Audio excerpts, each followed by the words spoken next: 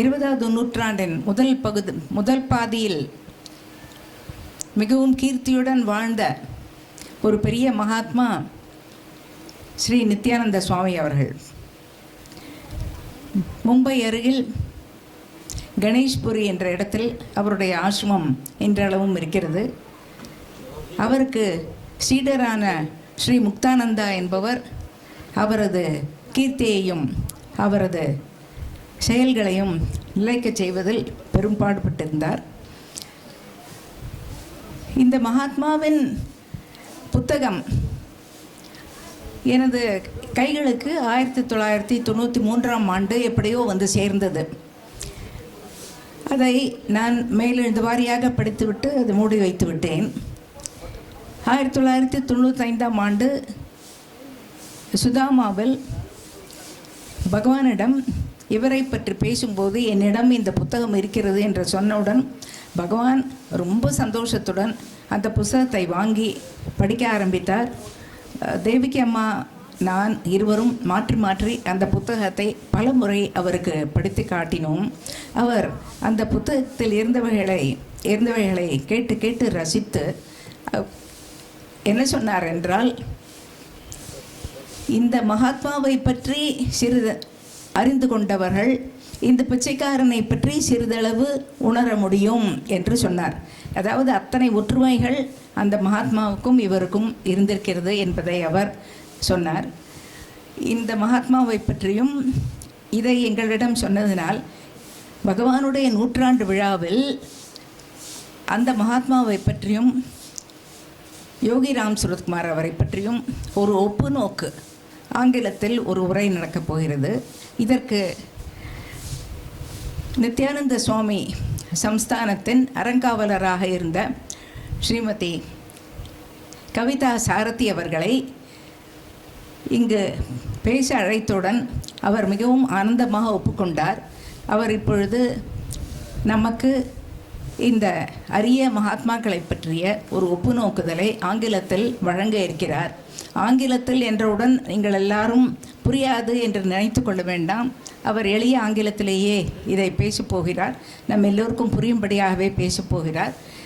எனவே எல்லோரும் தயவு செய்து உடனே இங்கே விழாப்பந்தலுக்கு வந்து இருக்கைகளில் அமர்ந்து இந்த உரையை கேட்குமாறு, இந்த அரிய வாய்ப்பினை தவற விடாமல் கேட்குமாறு தயவு செய்து இங்கே வந்து உட்காருமாறு கேட்டுக்கொள்கிறேன்.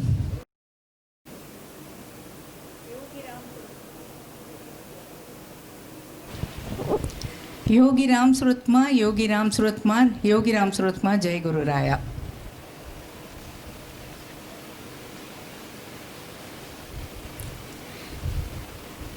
விருதுநகரிலிருந்தும் சென்னை மாம்பலம் சத்சங்கத்திலிருந்தும் வந்த எல்லா அன்பர்களும் தயவுசெய்து இங்கே விழாப்பந்தலுக்கு வந்து அமருமாறு பணிவன்புடன் கேட்டுக்கொள்கிறேன்.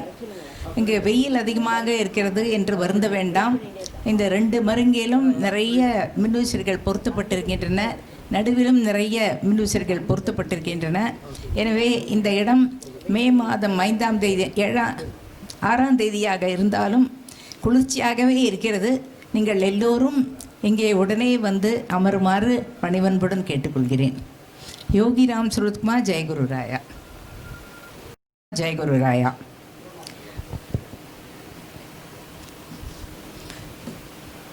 Today, it's a very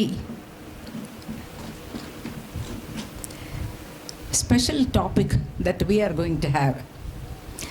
Not many of you would have heard about Swami Nityananda of Ganeshpuri. His reputation was mainly in the western part of the country, from Gujarat down to Maharashtra and Karnataka. He was extremely well known, and even parts of northern Kerala, I must say. He was extremely well known, and he was revered as a very great saint, an avaduta. Not many of us in this part of the country know much about him. When I started coming here to Yogi Ram Suratkumar, a book on Swami Nityananda by one Sri P.V. Ramendran reached my hands very strangely. Of course, I didn't know much about Swami Nityananda. I casually glanced through the book and laid it aside. And of course, I brought it here when I came to Bhagwan in 1995. And when Bhagwan came to know that I was having this book in my possession, he said that it must be immediately read. And Ma Devaki and myself repeatedly read this book several times over to Bhagwan, and Bhagwan enjoyed every page of it. And he said, those who understand Swami Nityananda will understand little of this beggar. So the reason for the enjoyment was that he was able to identify himself with the great leelas and deeds of that great jnani, that Mukta Purusha, that Avaduta, who had merged with God and who had conferred endless benefits on the people who came to worship him, and for whom there is an ashram in Ganeshpuri near Bombay. His disciple, Swami Muktananda, became extremely famous both here and in the West, and he has spread the teachings of his guru, Swami Nityananda. And Muktananda, when he came to Tiruvannamalai, came to Ramanashram, and Yogi Ji saw him sitting near the samadhi of the cow Lakshmi. And when he approached Muktananda, Muktananda said, "You and I are the same." And this threw Bhagwan into a state of samadhi. Great Mukta Purushas recognize each other for what they are. And this is the experience of Bhagwan. And because of this great affinity of Bhagwan to Swami Nityananda, it was decided that we should have a talk on the two great Mahatmas, a comparative study of the two great Mahatmas, so to speak. And we have requested Srimati Kavita Sarathi, who was at one time a trustee of the Swami Nityananda Trust at Ganeshpuri, and who is well acquainted with the activities of the trust and with the life of Swami Nityananda. Now she is going to give us a talk on the two great Mahatmas as far as our understanding goes, and she is going to tell us all about Swami Nityananda and Bhagwan Yogi Ram Surat Kumar. I invite her with great pleasure to come and give us this talk. Many of you may not know who Srimati Kavita Sarathi is. She is an architect, and at the time that this ashram was receiving its finishing touches, it was she who was called upon to design and lay the flooring. This was a time that was extremely short, because in the month of March, the date for the Mahakumbhabhishekam was decided as June 26th. And only 3 more months left. And we requested Srimati Kavita Sarathi to make a selection of the stone, order in bulk from where it could be available, and come and size the stones, polish them, and lay them all within this extremely short space of 3 months. And this Wonder Woman was able to accomplish that. She was able to bring skilled labor from all over India, and that itself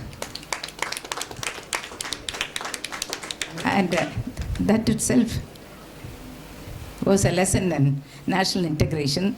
There was a man from Odisha rubbing shoulders with a man from Maharashtra, another from Haryana, another from Puri, all those places. All those exotic places were workmen were brought here, and they provided their skill, and they were all organized and knit into a close family, and they were able to lay this marvelous flooring all within the space of 3 months. It is impossible, amazing, but it has been done. So that is Srimati Kavita Sarathi for you, and she is going to now give us a talk on Swami Nityananda and Yogi Ram Suratkumar. Now to Srimati Kavita Sarathi. Do it from here only. I'll go there. Yeah.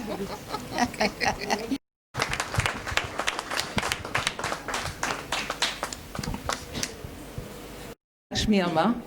Actually, she gave half my talk, so then I don't have to say much. Welcome to all of you. It's my great pleasure to be here and to share the stories of Nityanand Baba and Yogi Ram Suratkumar with all of you. My name, as she said, is Kavita Sarathi, and I'm an architect.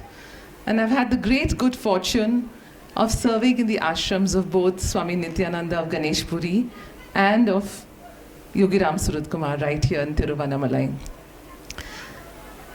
Over the years, there have been several great saints that have been born in India.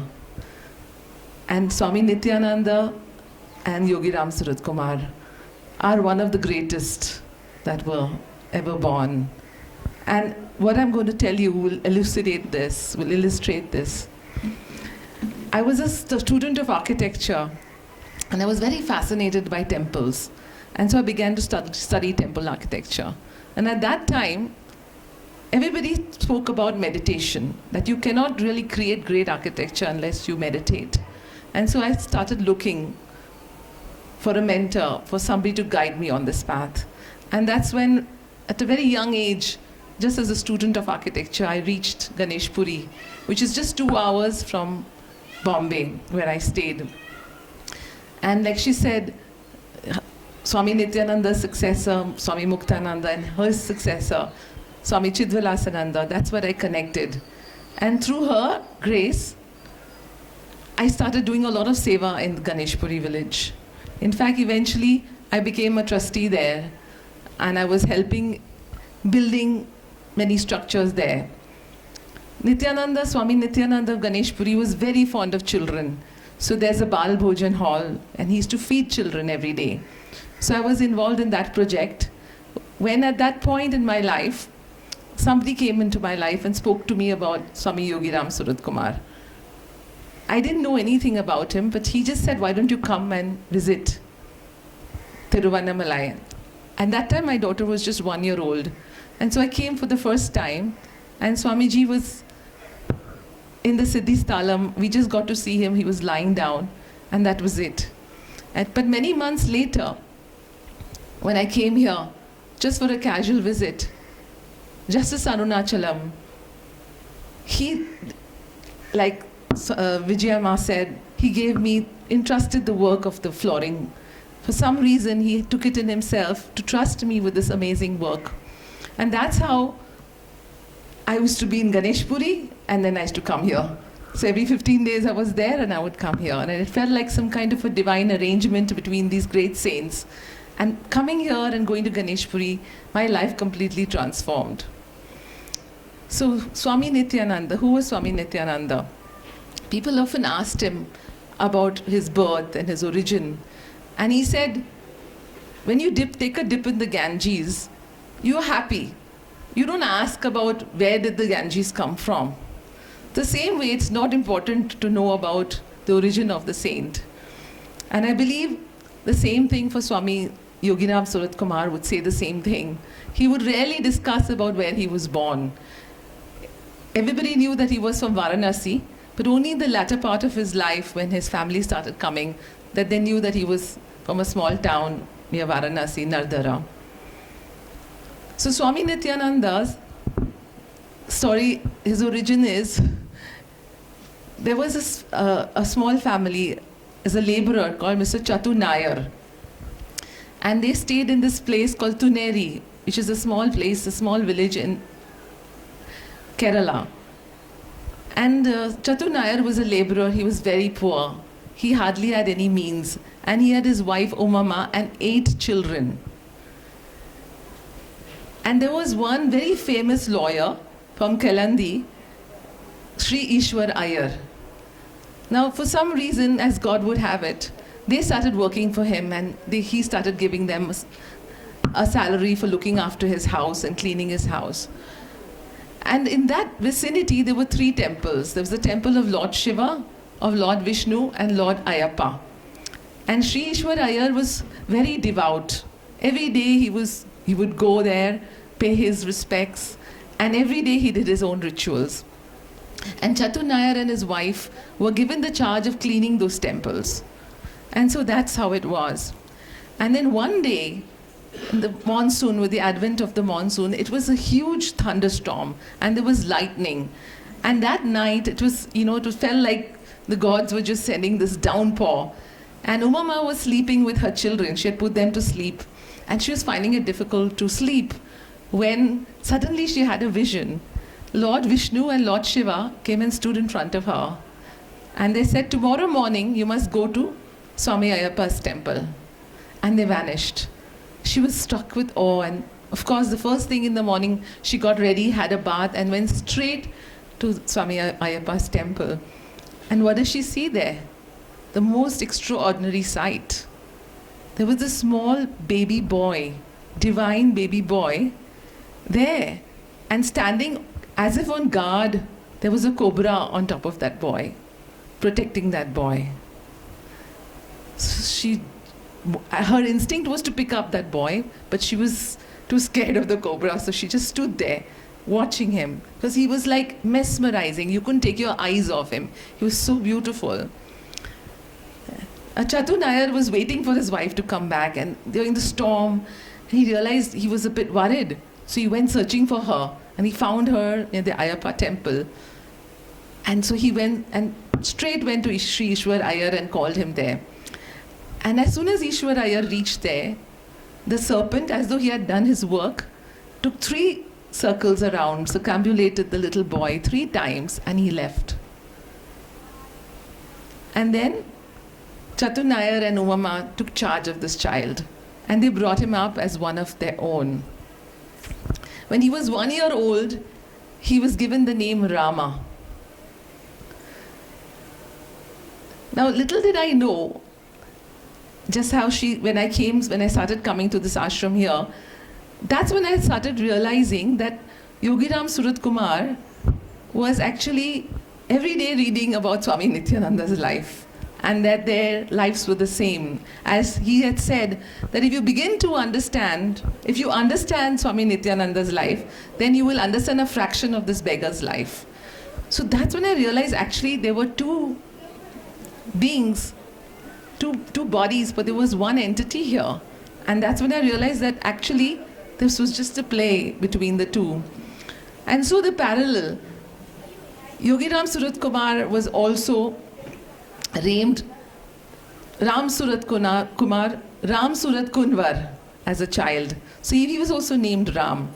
And Swami Nityananda was also named Ram. The sweet name of Ram was given to both of them as children. Isn't that amazing?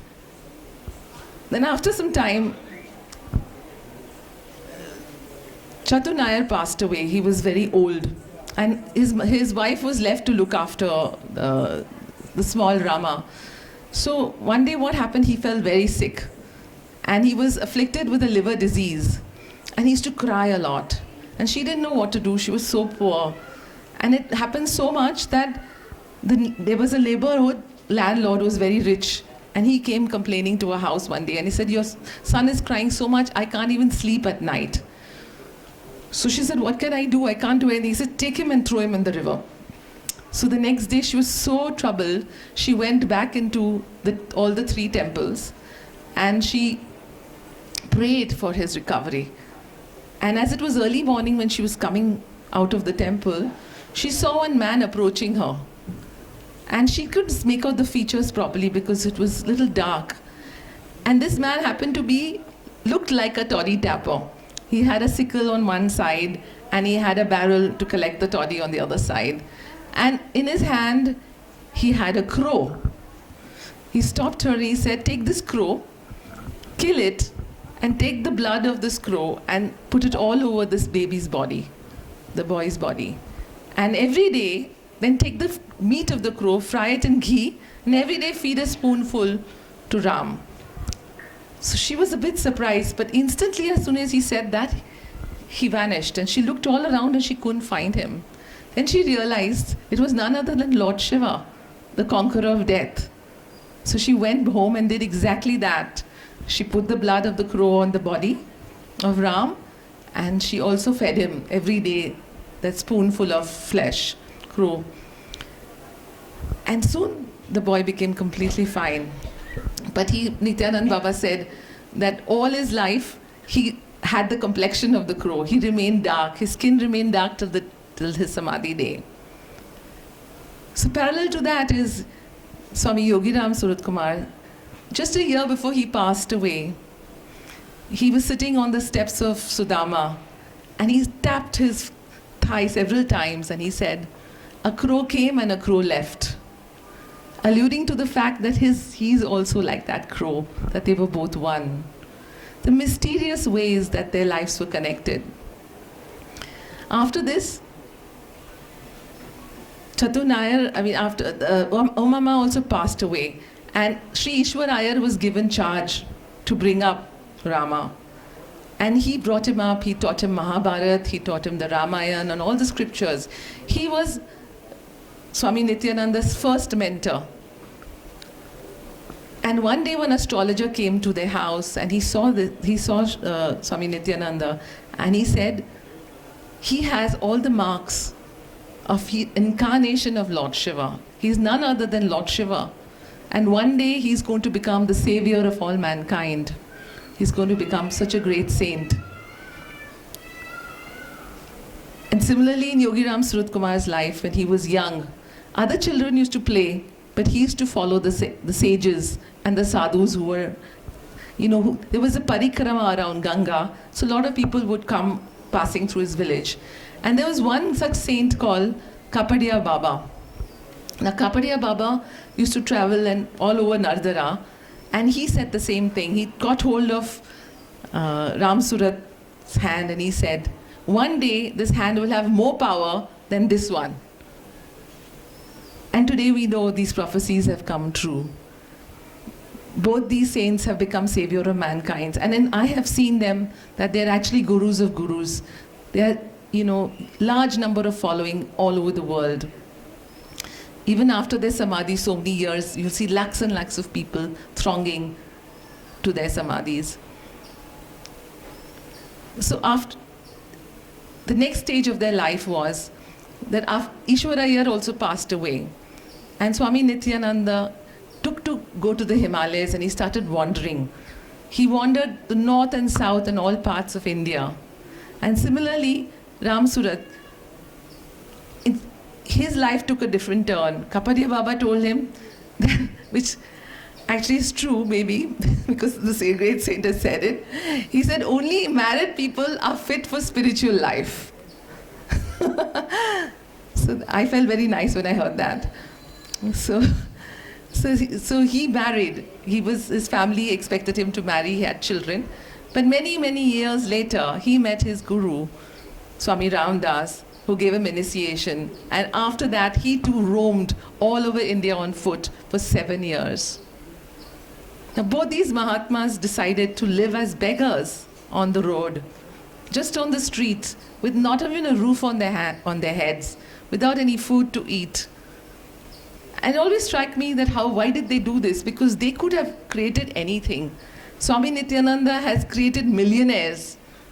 All the people who have Udupi restaurants in Bombay, they're all been blessed by Swami Nityananda. So they all actually become millionaires. They could have done that, but out of their compassion, just to be there for everybody, to do God's work, they lived on the streets. So both of them were yogis of the highest order. And there was one incident when Swami Nityananda was traveling and he went to Kailandi. And there was this laborer who was crossing the tracks, the railway tracks. And he had an epileptic fit, and so he fell on the tracks. Suddenly they saw this young, lean man, tall man coming running to them. The other laborers saw this. And he put a little ash in this laborer's mouth, and suddenly the laborer got up. And so everybody knew this was like a miracle. I mean, how did this happen?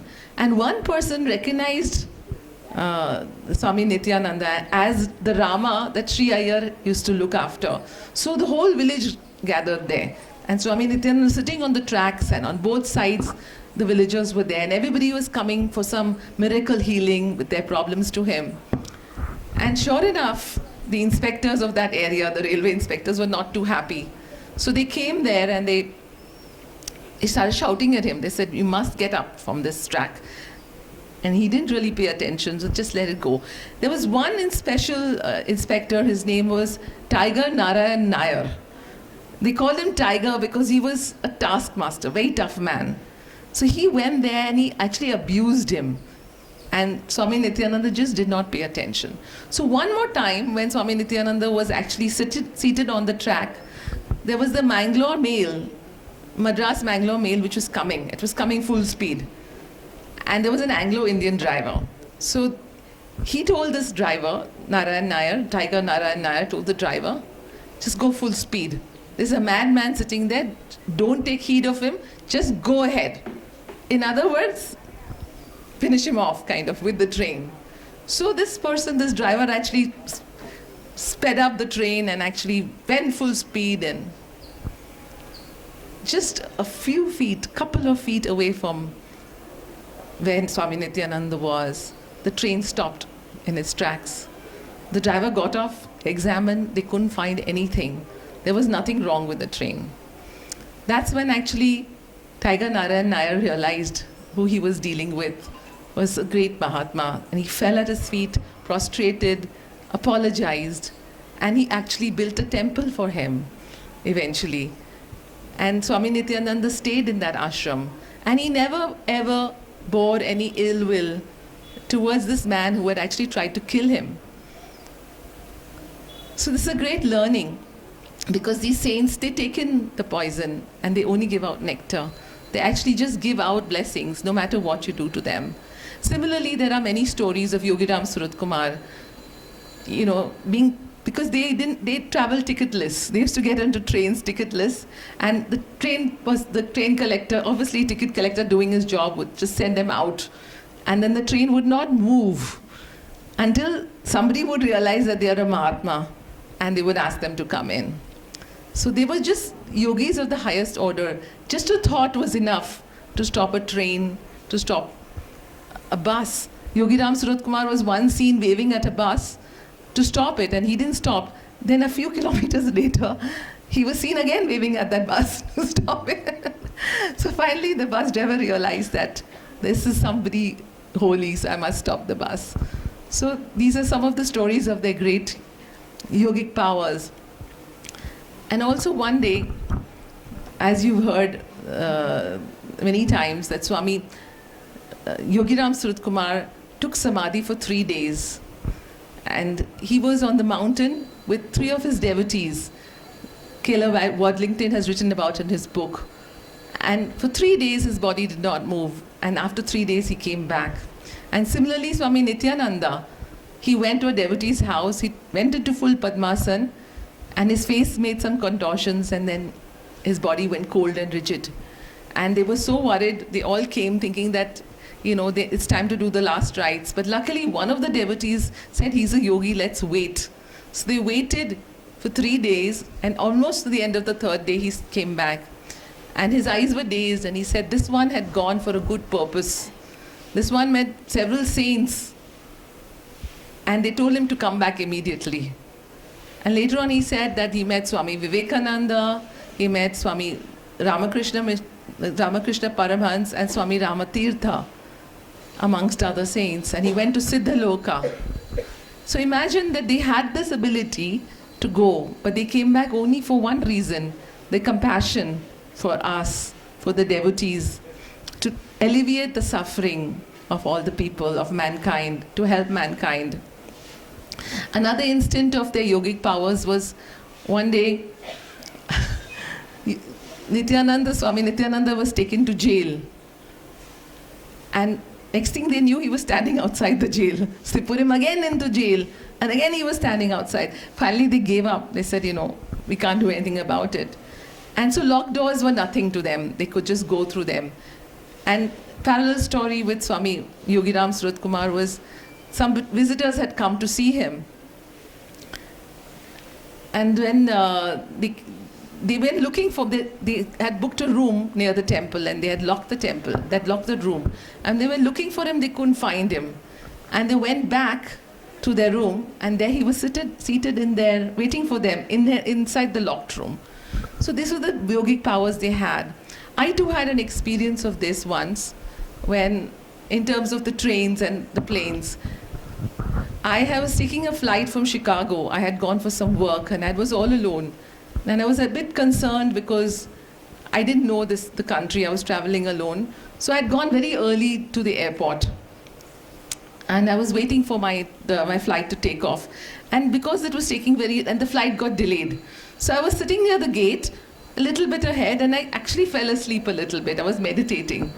And I got up and I went. I saw nobody was at the gate. And this was America just after the 9/11. So they were very strict on security. And they said the gate has closed. I said, but I was just right here. Why didn't you announce it? They said, no, I'm sorry, you can't really get in. And so I remembered the story of Bhagwan Nityananda and how he had stopped the trains and Yogiram Surat Kumar. So I started chanting Yogiram Surat Kumar, Yogiram Surat Kumar. And I was just chanting and I was standing there. And the best part was my bags were on that plane. I said, at least give me my bags. Because he said, no, you take the next plane. Now I said, what will my bags do there? Somebody will take it away. So as I chanted and chanted, the time came for the plane to take off. And it didn't take off. And I was wondering, it's another 10 minutes, 15 minutes, and then finally I said, let me go request somebody since it's not taken off. So I requested another officer and he said, sure, let me see what I can do for you. And as a miracle would happen, they opened the gate for me, which I don't think is ever possible in America, because once you close the gate, they don't let you in. And they let me go in and sit. And when I sat there, there's a lady sitting near me and she said, this plane had just come back from another city. Nothing was wrong with this plane and now it's not taking off. There was some technical error. So it's just that when you even think them, they can move planes, they can stop planes, they can protect you wherever you are. And that's the greatest gift that these saints have given us. The gift of faith in them and their name. So they came back from their samadhi. They were sent back by the great saints for a reason, like I said, compassion. So wherever they went, there were a lot of miracle stories around Bhagwan Nityananda and Yogiram Surat Kumar. Miracle healings happened. So one such healing has happened to two families who I know. One person was Swami Nityananda's very great devotee called Sitaram Shenoy. He lives in Ganeshpuri. Next to Ganeshpuri, there's a village called Vajreshwari. Now, Sitaram Shenoy had a heart attack. And his wife and his family were there with him, and they didn't know what to do. They wanted to take him directly to Ganeshpuri. It's a little far away. But the doctor said, no, you should not. You shouldn't even move him because it's very dangerous. But the wife said, no, I just want to go to Baba. Anyhow, I will go to Baba. So they took him. And as soon as Baba saw him, he took him by the hand and almost dragged him to the river there. And in the river, he splashed some water on his face. And he completely became fine. He revived. And when he went back, the doctors were just surprised because he had a heart attack and he was completely fine. And then the story goes that many, many years later, he had another heart attack. And this time he actually passed away. And so his wife said, again, let's take him to Nityanand Baba. So she put him in a car and she was trying to take him there. And midway, the car stopped. It just won't move. And there was nothing anybody can do. So she said, okay, I'll go by foot. Because it's about 20 minutes by foot. So she walked there, and as she was reaching where Bade Baba was staying, we call him Bade Baba. He's known as Bade Baba as lovingly in Ganeshpuri. When Nityanand Baba was staying, he said, "Go back." He shouted out. He didn't even see her. He just shouted at, "Go back and do the last rites of your husband." And she had no choice, because once he had given the command, she had to go back and do the last rites. And later on, one person, another devotee, asked him, says, "Why did you do that?" So he says, if everybody brings their dead bodies here, then they won't be going to crematoriums, they'll be coming to Ganeshpuri. So how is that possible? But he said, last time you gave him a lease of life, you revived him. He said that time his children were young. And out of compassion, Lord gave him grace. This is not the case right now. And it's interesting because Sitaram Bhai Shenoy's grandson is now the current trustee with which I've been working with, trustee of Nityanand Sanstha. So there was a great work to be done by the family, by the sons. So that is why Nityanand Baba actually saved him, gave him the grace, so that the work can also continue. And also, similarly, there's another parallel story in Bhagwan Yogiram Surat Kumar. There's a friend of mine, Professor Radhakrishnan, and he was diagnosed with last stages of TB, where 2/3 of his lungs were completely gone. And the doctors didn't give him much time to revive him. They said, there's not much chance of you coming out of this. So he was very devout follower of Yogiram Surat Kumar. He had complete faith in him. So somebody was coming here to meet to Tiruvannamalai, and he sent a message with them that this was the case, and 2/3 of his lungs was gone. So Yogiram Surat Kumar gave them, when they were going back, he says he gave them an aula, a gooseberry, a dried gooseberry, and also an apple. And he said, go give this to Professor and tell him to eat this, and 3/3 of his lungs will be fine. So amazingly, Professor ate both of them with a lot of love and faith, and everything was fine, completely fine. He got well, and it seems 2 months later, he could give a 2-hour talk to his students. So such is the miracles. Even if you're at the brink of death, the Guru can bring you back. Such a Guru can bring you back from anywhere, if that is God's will. Although they were on the roads at that time, before they settled in Ganeshpuri, they went through a lot of hardships. And Swami Nityananda was often people used to throw stones at him. And they would often, there was a time people would think he's a madman, because he would be wearing just a langoti, and he would be wearing sometimes nothing, and he would be in bliss of meditation. So one time actually, some people who were drunk, he was sitting under a tree meditating, they tied coconut shells around him and they set it on fire. And till today, till he died, those scars were yet there.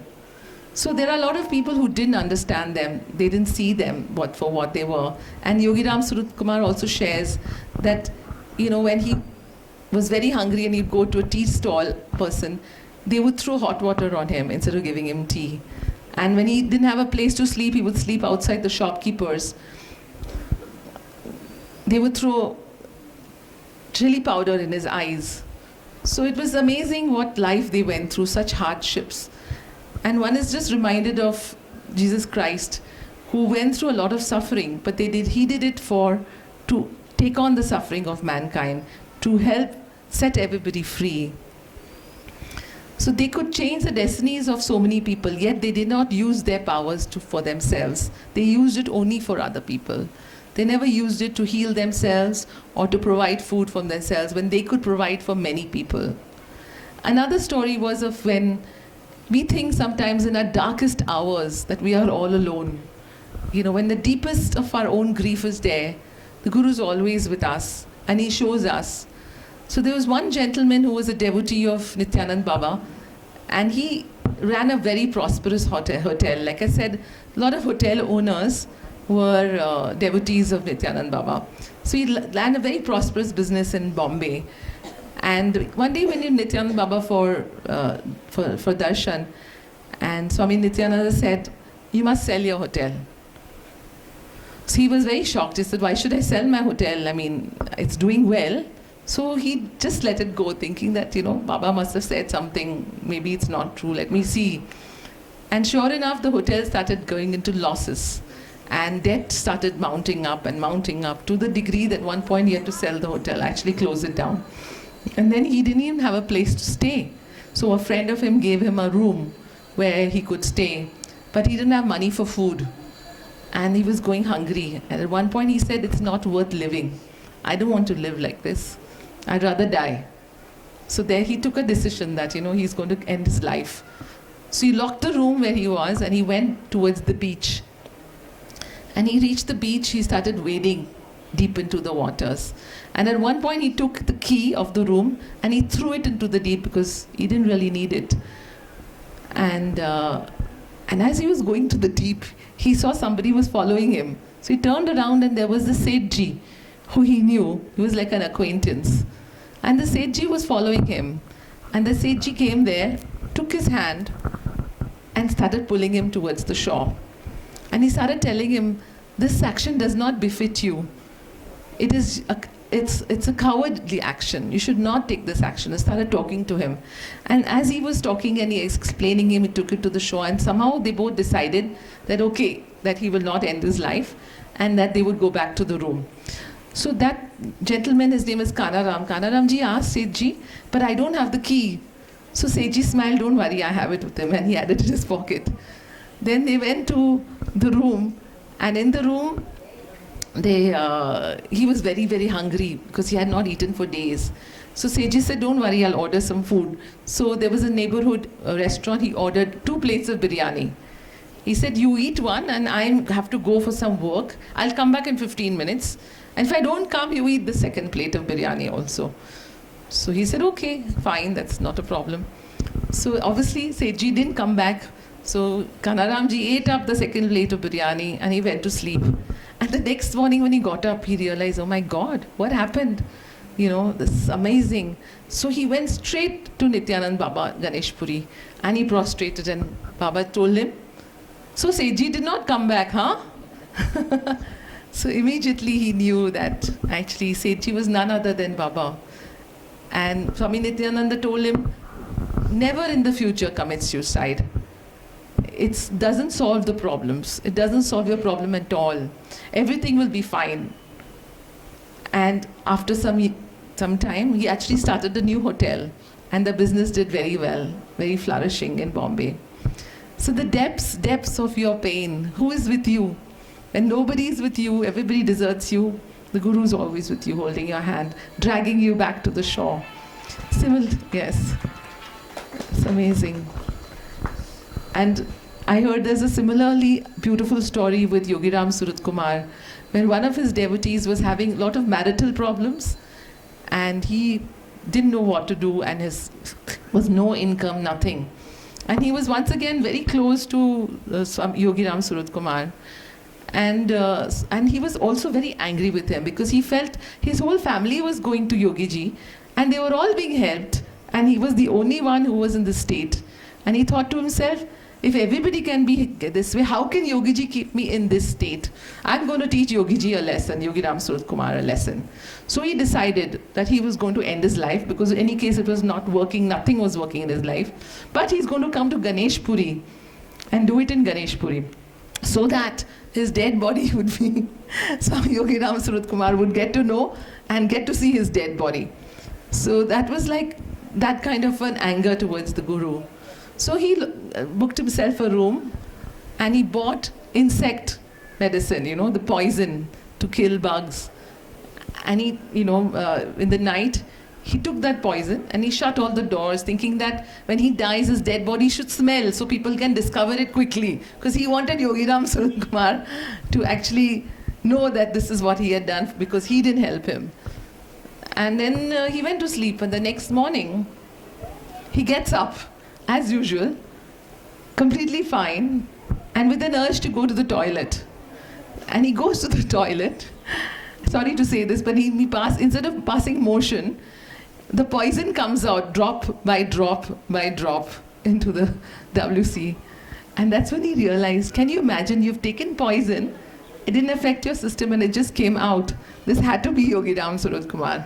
So he went straight to him, bowed at his feet, apologized, and Yogi Ram Suraj Kumar said, you know something, without my permission, even if you jump from the mountain, nothing will happen to you. Amazing, isn't this? This is the greatness of the Guru. We cannot imagine. We think sometimes that, okay, in good times, when we come here, we are smiling, the other devotees are with us. But in the darkest of our hours, they are always with us. And I think we should never doubt this after hearing these two stories. So now that, as an architect, I visited Kanangad. Now, Kanangad is a very interesting place because both Yogi Ram Suraj Kumar and Swami Nityananda are connected to that place. So there's this place in Kanangad where there's an ashram of Nityanand Baba, and there are some caves. And I didn't know what the story was behind the caves, and then I heard it. It's an amazing story. That Swami Nityananda reached Kanangad in his travel, and there was this old fort there. And suddenly he started clearing, and there was this big rock there. So suddenly he started getting hold of laborers, started clearing the jungle there, and started making a big road. And at the evening, you know how laborers are, every day their daily wages. They would stand in a line, and he would give them new currency notes and coins, and he would pay them. And sometimes he would tell the Mukadam, the main, under the tree, go under that tree, you know, there is so much money lying there. And they would find the money. And of course, the government officials started wondering, who's this person who's encroaching onto first of all, their own land, and where is all this money coming from? He must be some kind of a, you know, not a good person, you know, getting money through some foul means. So they came there, and the main thing was in the big rock, Swamiji started carving out small caves. And he's made 40 such caves there. So then these people came there and they started, the government inspectors, they said, what are you doing? So he said, nothing, I'm just making the road and, you know, making these caves. So he says, where are you getting the money from? He said, I'll show you, come. So he takes them to a pond nearby. This is the funniest part. He jumps into the pond and he comes out with wads of notes, so many currency notes. And he says, this is my bank. And the crocodile down there has all my money. If you want, you can go to him and find out. So officials are like, let's go away from here. And then they were so fed up, so they put him in jail. And once again, he was out of jail, in jail, out of jail, in jail. So they said, this also is not going to work. Then they said, where is you getting money? He said, it's in my langoti. If you want, you can open my langoti. I have a lot of money in it. So they were so fed up, they didn't know what to do with him. So finally, there was a collector of that area. He was a British man. And he came, he said, let me see what this is about. So he came to meet Swami Nityananda, and he had an Alsatian dog, very ferocious dog. He sent him ahead of, him. And Swami Nityananda was sitting inside with one of the caves, and this dog came quietly and sat with him. And the moment he saw that, he realized this is something different, because his dog was a very ferocious dog, to become so quiet in front of Swami Nityananda.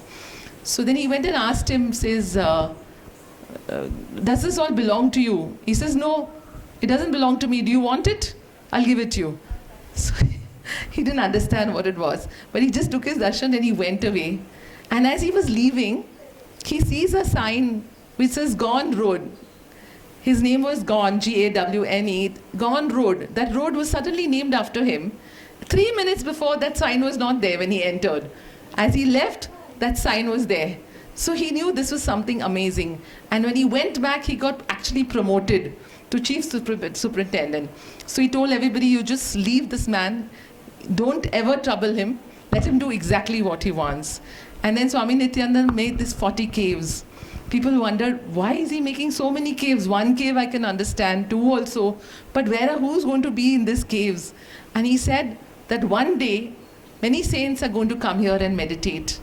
And they will bring forth the new golden era of Sanatan Dharma. Another golden era is going to come, and these saints are going to bring it on. So this is what they had. And similarly, when I came here to Yogiram Surat Kumar's ashram, and I saw this big, big hall, Pradhan Mandir, and 3 or 4 people sitting there and chanting. As an architect, it was like, why? You know, the question came up, why? Why would one have such a big hall? Because you always design as per the requirements of the client. So if there are 10 people, you design a hall for that many people. And then I heard that how when Yogiram Surat Kumar was given this drawing, and he immediately approved it. And at that time, he said, the architects he asked the architects, how much money will it require? They said 50 lakhs. And he said, oh, and how much money do we have in the bank? He asked his trustee, 50,000. He said, don't worry, this is father's work. We'll have to do it. It starts tomorrow itself, and not even a day should get wasted. Not even one day the construction should stop, because father will provide. And sure enough, the money came, the construction happened. And when people asked him, why such a big hall? He said, one day, this hall, there will be no place even to stand. People will be waiting in line right up to the main road. And so if both these predictions have been given by these great saints, it's definitely going to come true. Yes. So in the Bhagavatam, it is said that those who have done austerities, I may not know the exact words, but it's to this thing, that those who have done austerities become one with me. Nothing can stop, nobody can stop them once they decide to do a particular action. Their decisions are mine, and whatever they think of will be put into action. And we saw this in these 2 instances. And so finally, I come to my own story about how I was connected. Both the Mahatmas to Mahasamadhi. So I never really got to meet Bhagwan Nityananda, but I really was guided by both of them. So Bhagwan, when Yogiram Surat Kumar, when I came here, as Vijay Lakshmi Amma said, there were only 3 months left for the Kumbha Abhishekam. And I just came visiting, and Justice Arunachalam was having a small meeting regarding the flooring. And I was invited to attend the meeting. And I was sitting there, and they were discussing what material to use for the flooring. They were discussing granite, because South India is the place for granite. And I know as an architect, the cost of granite is around 200 rupees odd if you buy good granite, in slabs. So I said, Justice, why don't we consider doing kota, which is a Rajasthani stone. So, and I said, it's only 18 rupees a square foot. I can get it, because I had done some work in Ganeshpuri, and I had the supplier directly from the mines. And when Justice heard this, he was so happy, because he said, there's a huge cost difference, and there's a big saving for the ashram. But I didn't know. I said, have you seen kota? He said, no. And I said, no, just basically kota is not enough. We should have borders. We should have some design of Jaisalmer stone and a white marble. And then at that point, he said, I don't know what it is. And there was very short time for me to show them that sample. And suddenly he remembered, he said that, something, just wait. There was a small puja in his room, and there was a small drawer in that puja. He goes to that puja, and he removes 3 pieces of stone. 1 kota, 1 Jaisalmer, and 1 white marble. It seems these 3 pieces of stone were shown to Yogiram Surat Kumar. And he said, keep these stones, don't throw them, keep it. And he just told them to keep it, and Justice had kept it. And imagine the miracle of having the same stones. And I had told him, I said, see, we don't need very flashy flooring. We need simple flooring. Kota is simple. It's elegant, and it's austere. It's, we are not a 5-star hotel. We are like, and so with that thing, Justice saw that we were actually saving at that point over 1 crore of rupees if we went with just kota. So instantly he gave the decision. He says, go ahead and do it. And I went back home thinking, oh my God, what did I just do? I agreed to do a work of so many thousand square feet in Tiruvannamalai, and I'm from Bombay, in 3 months. And how did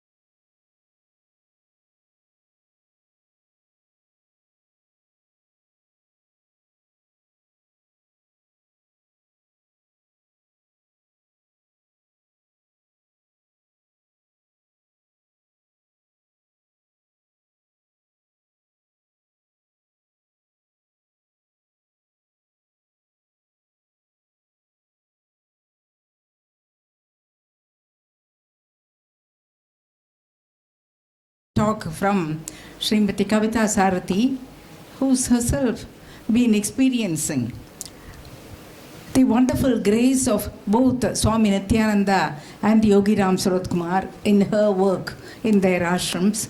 And we have benefited from her inside stories of how these things are work. And we are indeed very grateful to her that she should have spared the time to come and be with us and then share some of the experiences that she has had in executing the work both in Yogiram Suratkumar Ashram and in Swami Nityananda's ashram.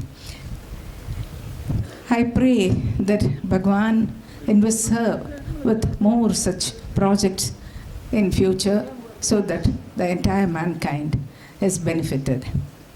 It is architects who conceive the spiritual utility of each place, and that is how these magnificent temples have sprung up.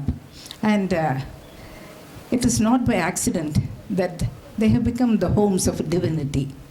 So it is the architect who is ultimately responsible for putting up a structure where we can instinctively go and worship the divine. So all kudos to Kavita and her tribe. May her tribe increase. And thank you so much, Kavita, for being with us and sharing your marvelous experiences with us. Thank you so much. Now, Kavita is going to be given prasad of Bhagwan Yogiram Suratkumar. Ma Devaki will give her the prasad. Yogiram Suratkumar, Yogiram Suratkumar, Yogiram Suratkumar, Jaya Guru Raya. Yogiram Suratkumar, Jaya Guru Raya. Yogiram Suratkumar, Yogiram Suratkumar, Yogiram Suratkumar, Jaya Guru Raya. Yogiram Suratkumar, Yogiram Suratkumar, Yogiram Suratkumar, Jaya Guru Raya. Sadguru Bhagwan Shri Yogiram Suratkumar ki Jai. Sarvam Yogiram Suratkumar Arpanamastu. The Arati at 6 o'clock, proposed Arati at 6 o'clock, and we'll assemble here again at 6:15 for the remarkable piece of dance drama that is going to be enacted here on the Divya Charitam of Yogiram Suratkumar. Papanasham Shivan is a brilliant Vaggeyakaraka who was with us until a few years ago, and his daughter Srimati Rukmini Ramani, who has followed in his footsteps, is also a Vaggeyakaraka in her own right, and she has penned this Divya Charitam of Yogiram Suratkumar, and this is going to be presented to us by the students of Sai Nrityalaya, whose head is Srimati Nandini Suresh. You must have been seeing all these children dressed and going inside the Pradhan Mandir. They will all be coming here very shortly and giving us a very, very beautiful dance drama of Bhagwan's wonderful life. Yogiram Suratkumar, Jai Guru Raya.